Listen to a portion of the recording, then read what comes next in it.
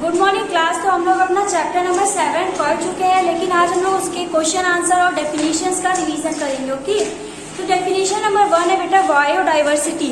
तो the variety of organism existing on the earth, their inter relationships and their relationships with environment. तो बेटा variety of organism जो हमारे अर्थ में exist करते हैं, उनका जो रिलेशनशिप होता है हमारा इन्वायरमेंट के साथ, वो क्या होता है पूरा बायोडाइवर्सिटी। उसके बाद है बेटा सेकेंड हमारा बायोस्फीयर रिजर्व क्या होता है। तो large area of protected land, conservation of plant animal wild life resources and traditional life of the tribals living in the area. तो बेटा वो लार्ज एरिया जहाँ पे हम लोग प्रोटेक्ट करते हैं किसको किसको, प्लांट्स को, एनिमल्स को और वाइल्ड लाइफ को, जहाँ पे हम लोग प्रोटेक्ट करते हैं वो एरिया बेटा हमारा क्या होता है, बायोस्फीयर रिजर्व। उसके बाद है थर्ड नंबर हमारा डिजर्टिफिकेशन। तो removal of top layer of soil.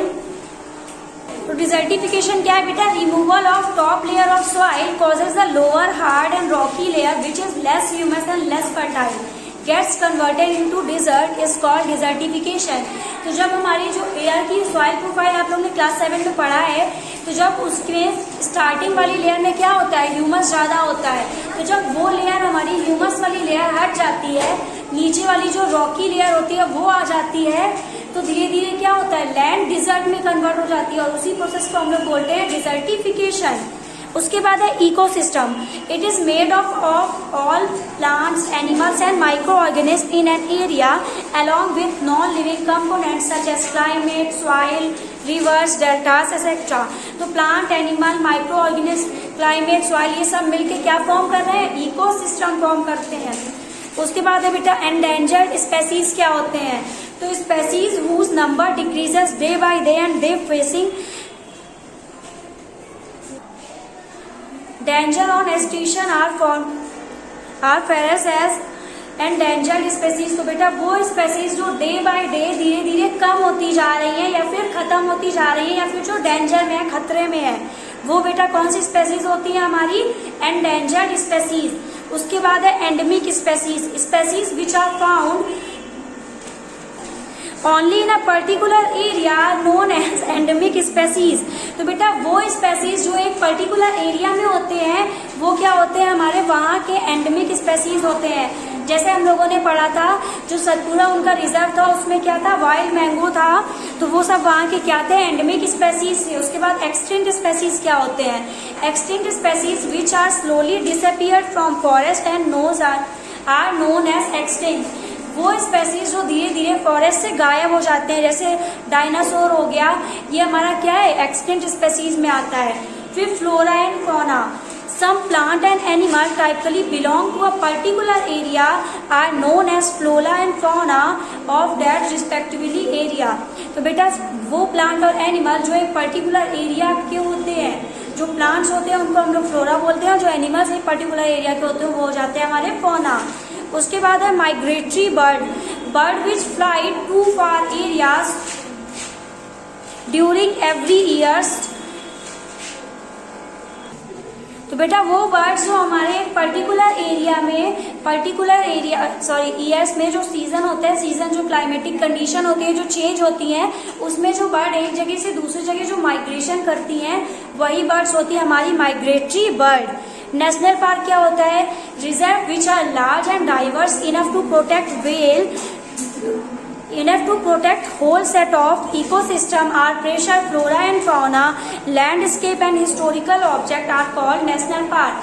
वो बेटा एरिया जो बहुत बड़ा होता है, जहाँ पे हम लोग जो अपना हिस्टोरिकल मतलब जो पुरानी चीजें होती हैं उनको भी प्रोटेक्ट करते हैं, एनिमल और प्लांट्स को भी प्रोटेक्ट करते हैं, वो एरिया क्या होता है हमारा national parks. Red data book क्या होता है, it contain list of species of all extinct plant and animal each country.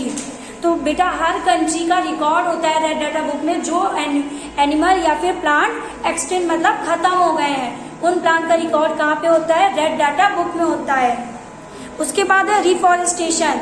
तो restoring of destroyed forest by planting new plants is called reforestation. तो जब हम लोग जो डिफॉरेस्टेशन होता है उसका उल्टा होता है रिफॉरेस्टेशन।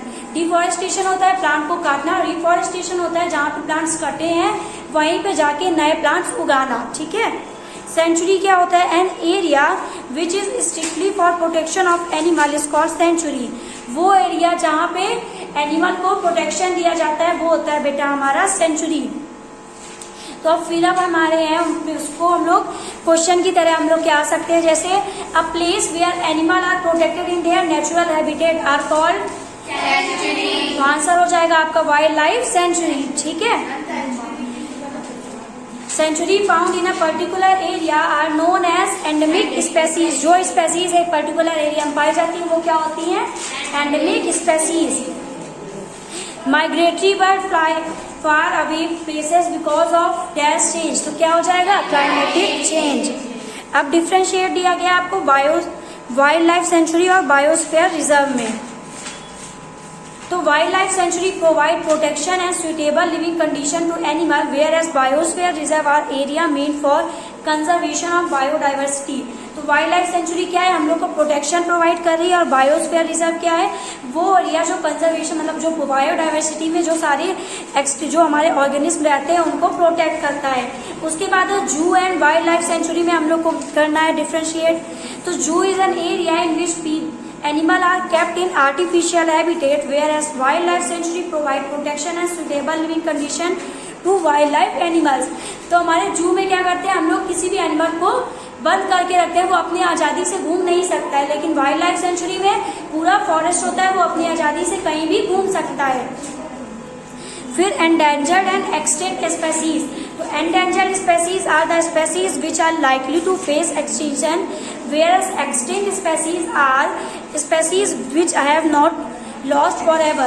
तो बेटा एक्सटिंक्ट वो स्पेसीज होती है जो खत्म हो चुकी होती है, एंडेंजर्ड वो होती है डेंजर्ड मतलब कि जो डेंजर में है, खत्म होने वाली है, और एक्सटिंक्ट जो खत्म हो चुकी हैं।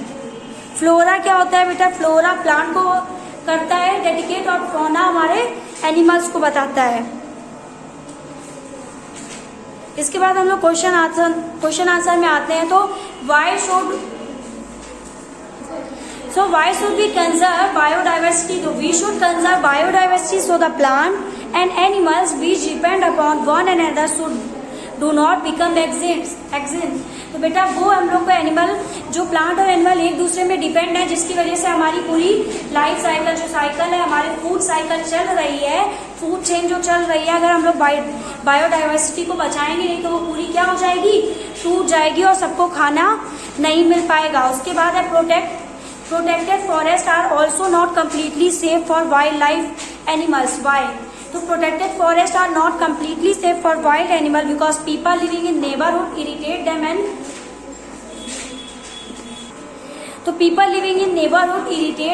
Kill them.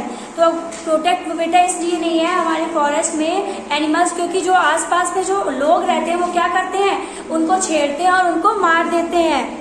Some tribal depend on the jungle. How? Tribals get very useful materials such as wood, rubber, honey, bamboo, etc. from forest. These are the source of income for them. तो बेटा tribals क्यों depend करते हैं? क्योंकि हम लोग को वहाँ से वुड मिल रहा है, रबर मिल रहा है, फॉरेस्ट हमें बहुत सारी चीजें प्रोवाइड करता है, इसीलिए हम लोग उस पर डिपेंडेंट हैं। What are the cause and consequence of deforestation?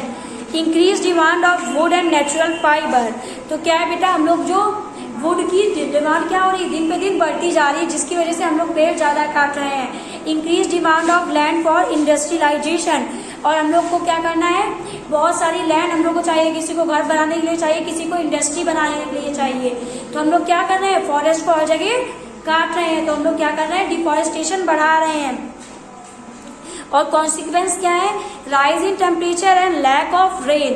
Temperature क्या हो रहा है? बढ़ रहा है पोल्यूशन की वजह से, और बारिश कम हो रही है। Increase in air pollution and soil erosion. Air pollution भी बढ़ता जा रहा है और सॉइल इरोजन ज्यादा हो रहा है। उसके बाद है क्वेश्चन बेटा हमारा, what do you understand by term migration? तो the several movement of animals from one habitat to another to overcome unfavourable condition is called migration. तो बेटा जब कोई भी एनिमल्स एक प्लेस से दूसरी प्लेस में जाते हैं क्लाइमेटिक कंडीशन की चेंज की वजह से, तो वो क्या हो जाता है? हमारा टर्म माइग्रेशन हो जाता है। तो in order to meet the ever increasing demand in factories and for shelter, trees are being continuously cut. It is justified to cut trees for such product. Discuss and prepare a brief report. No cutting of trees for some special project is not justified. अगर कोई भी project है उसके लिए trees को काटना कोई भी रीजन नहीं है।